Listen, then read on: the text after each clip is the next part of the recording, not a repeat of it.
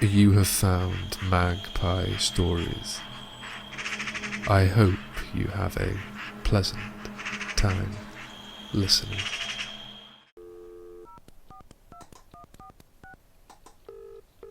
I enjoyed the last triptych of stories so much, I thought I would do the same again. 3 stories, each 250 words, each at least a little unsettling. Magpie Stories proudly presents Thrice and Once, another 3 short and unsettling tales. Fatal entrance. You taking part in this story, this is a warning, one that I must give to you. If you hear the sound of the dry wind, the sound of rattling of something as you begin to fall asleep, do not be fooled. There is something potentially deadly. It is the sound of dry coffins and leathery fingers trying to escape the confines of wood and soil. Once upon a time I was part of the world of light and warmth, and I played my part upon the stage. How is it, then, you hear me? I am now part of the great majority. Well, was part of it. They have shunned me, and I have found you, the only receptive vessel out of some 7 billion of you on the face of this world. I have such sights to show you, to make you learn and revel in. I know you would like to know more. I will lead the way, if you will simply follow. That noise, oh, do not worry about that. I forgot what that was supposed to mean. I have waited for so long. No, just sleep now. I will watch over you. Watch and wait and bide my time. Oh, I cannot go away now. I have latched onto something within you. I will wait. Do not worry, soon we can share all.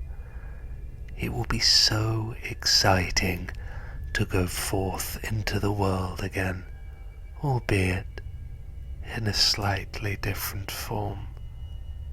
Sweet dreams.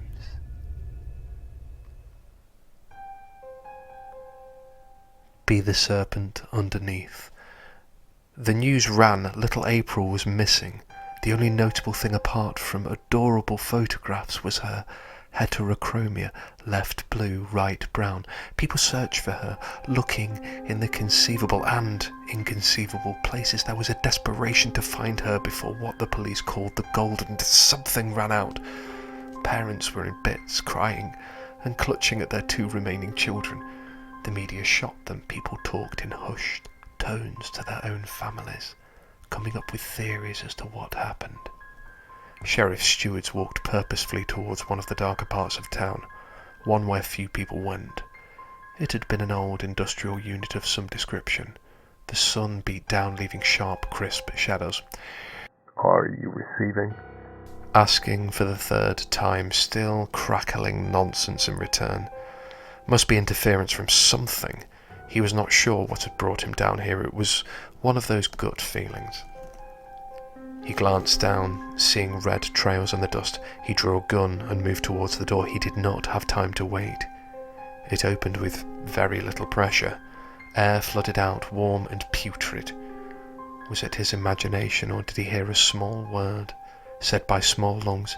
"Help!" He rushed forward, knowing he had to save her. He did not notice the small feminine hand holding the sharp thing until he felt the bright steel in his ankle. He fell. The final bite came down in a place altogether more vital. Fair is foul. Sid hated his job. Surprising many, he hated it. But he was good at it, and no matter how often he left it, it always called to him. The suffering that would go on without him, it was inhumane. The phone rang. "Sid, can you come in? New boy keeps fucking up." He grunted acquiescence and moved off the sofa, got his bag containing the tools of his trade. Arriving minutes later, the smells assailed his nostrils. He mused to himself, almost ploughing into one of the company lorries, sides vented, empty of its cargo. Sid prepped and got to the floor. He saw the new lad and could not remember his name. The lad was pale and shaking. Sid could sense trouble. There was fresh vomit at the side of the lad's mouth, the instrument impotent in his hand. He looked woefully at Sid. Sid could see the problem. His mind calculated. The cow, a ton of meat thrashing around, still alive and suffering. Instantly Sid reached for a blade and cut its throat, blood and shit mixing, the animal feeling no more pain. This was his trade. The lad looked at him in relief, shaking. Sid put a hand on his shoulder. He felt sorry, invited him home for a chat and a drink. At Sid's house, the lad perked up. Walking into the living room, he stopped and pissed himself. 3 other lads were there. None spoke, could speak. Sid hated the inhumane treatment of animals. They would not suffer.